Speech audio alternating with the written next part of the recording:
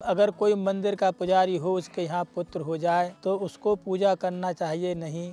मेरा मतलब कर्मकांड करने वाले को सूतक लगता है या नहीं? नहीं, उसको पुजारी जी आचार्य अनुपम मिश्रा जी कि उसको सूतक लगेंगे ही। जो मंदिर के पुजारी हैं वो जो है फिर पूजा ना करें, अन्य विकल्प कर लें, अन्य के द्वारा पूजा कराएं। तो 10 दिन तक तो सूतक रहेंगे ही और किसी के बनने पर पातक रहते हैं। और रही वो वहाँ सूतक पातक उसको नहीं लगते हैं जो अग्निहोत्री होता है, जो विवाह के बाद में अग्नि को सुरक्षित रख करके जो अपने वैदिक विधि के द्वारा अग्निहोत्र करते हैं, उनके लिए सूतक पातक में छूट है। शास्त्र की मर्यादा पूजनीय है, परंतु प्रचलित लोक परंपरा खंडन समीचीन नहीं है। नहीं, देखिए ये निश्चित है, यद्यपि सत्यम लोक विरुद्धम आचरणीयम सत्य है, किंतु लोक विरुद्ध है, इसको नहीं करना चाहिए। किंतु शास्त्र जो लोक है वो शास्त्र के अनुसार है, तब वो लोकाचार मान्य होता है।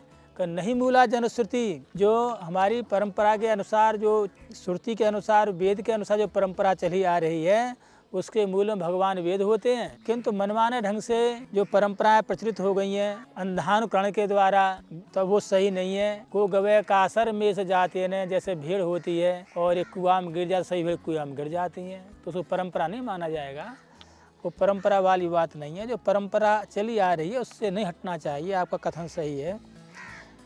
किंतु जो है शास्त्र से हटकर कोई परंपरा है नहीं। जैसे अब आपका जो है पंचका का विचार है, अब परंपरा शुरू हो गई वो कि भाई पंचका में अरिष्टि नहीं करनी चाहिए और पंचका में जो प्रेत क्रिया नहीं करनी चाहिए। तो 10वां के समय यदि पंचका लग रही है तो उससे जो है 5 दिन पहले लोग जो है 10 गात्र एकादशा त्रयोदशा कर लेते हैं। तो परंपरा ये समझिए बहुत, ये जो लोकाचार चल गया, ये अधिक संख्या में चल गया और ये महान अशास्त्री है, तो इस लोकाचार को नहीं माना जाएगा। आचार्य श्री सादर प्रणाम। क्या होली पर चंद्र ग्रहण लग रहा है? कृपया करके बताने कृपा करें। नहीं, हमने नहीं देखा, बाकी मुझे लगता है कि वो साथ सोशल मीडिया की देन है ये, और ऐसी बात हुई तो मैं देख लूंगा फिर मैं। पुनीत मिश्रा जी कि गुरुजी चरण स्पर्श क्या होली 15 को हुई? क्योंकि उद्या तिथि को लेकर के देखा जाए तो 15 को ही मिल रही है। नहीं, उसमें जो होलिका दहन जो है ना, वो 14 तारीख की रात्रि में 11:30 बजे के बाद में होलिका दहन करें। और बाकी जो चीज़ें हैं, व्रत है वो तात्काल, वो तो 13 में ही होगा, क्योंकि जो व्रत की पूर्णिमा है वो 13 में ही है। जो बाकी पूजा पाठ है वो जो है अपना 13 में करें। और स्नान की जो पूर्णिमा होगी वो जो 15 को ही मान्य होगी, क्योंकि जो है यान तिथि संप्राप्य उद्यायाद भाषरम सातिथि सकला गया दानाध्ययन कर्म शुभ। दान अध्ययन कर्म में तो उद्या तिथि ली जाएगी। तो स्नान की जहाँ बात है उद्या तिथि मान्य होगी। गुरुदेव सादर प्रणाम। गुरुदेव गिरी नारियल की पूर्णाहुति यज्ञ में दी जाती है। यह कोई मंत्र संख्या निश्चित है कि 5000 जहाँ आहुति होंगी वहाँ पर गिरी की आहुति जाएगी? आप काल ब्राह्मण सही जगह नहीं। पूर्णाहुति में जो है वो नारियल है, नारियल जो गोला होता है ना, वो पूर्णाहुति में गृहीत है। उसके अंदर घृत इत्यादि सामग्री भर के और ऊपर से जो है पान इत्यादि लगा करके जो है उसकी पूर्णाहुति करते हैं। और यज्ञ में जो है पूर्णाहुति का विशेष महत्व है। और मैं समझता हूँ कि जो अन्य दोनों में यज्ञ में सम्मिलित नहीं है, पूर्णाहुति में सम्मिलित हो जाते हैं तो उन्हें पूरे यज्ञ का फल प्राप्त हो जाता है। गुरुजी मीन की संक्रांति है, कृष्णा जी कहते हैं गुरुजी मीन की संक्रांति है, भागवत कथा सुन सकते हैं। देखिए भागवत का इनका सब मुहूर्त निकला हुआ है। और मैं समझता हूँ कि जो है सर्वथा पौष विवर्जित, चैत्र में और पौष में जो है कथा का श्रवण नहीं करना चाहिए। बाकी अन्य दिनों में जो है जो मुहूर्त होते हैं पंचांग के मुहूर्त के अनुसार अपने भागवत का श्रवण करें तो अच्छा रहता है। मुहूर्त में धार्मिक कार्य करने से उसे कई गुना फल मिलता है।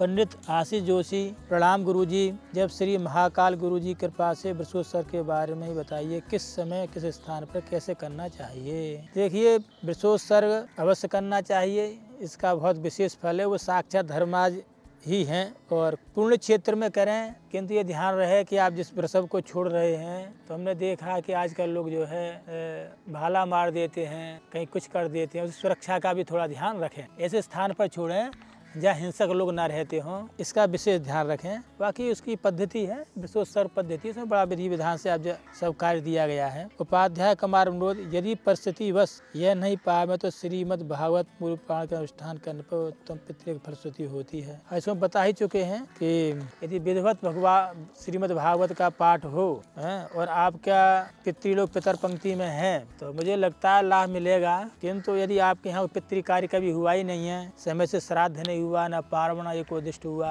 और तो उनकी ये स्थिति होती है आपके दिया हुआ जो पितरों के लिए वो आकाश में नष्ट हो जाता है। तो बहुत दिनों तक जो है भूख प्यास से पीड़ित रहने के बाद वो उन लोगों में जो वो सामर्थ्य नहीं होती कि श्रीमद् भागवत का हम श्रवण करें। इसलिए उनमें सामर्थ्य पैदा करने के लिए जो हमने विधि बताई है कि त्रिपिंडी श्राद्ध हो, और त्रिपिंडी श्राद्ध के बाद में एकोदिष्ट पार्वण श्राद्ध, और इसके बाद में जो है गीता के पाठ और विष्णु सहस्रनाम, फिर बाद में मूल पाठ करेंगे तो इसके बाद बहुत अच्छा हो जाता है। और किया भी है तो लोगों ने जो है वो जिनके निमित्त किया उन्होंने ही जो है अपने घर के किसी सदस्य में आकर के उस विधि का जो है सर्वतोभावेन अच्छा बताया और कहा कि हमको आज जल और भोजन मिला है इतने वर्षों बाद। तो जो जैसा हमें अनुभव हुआ है ना, उसी अनुभव के अनुसार हमने जो है इसमें वीडियो में डाल देते हैं। बाकी जहाँ भागवत की बात है वो तो भगवान का साक्षात स्वरूप ही है, तो उसमें ऐसी कोई बात नहीं है। आज भागवत के द्वारा ही जो है शांति करा सकते हैं।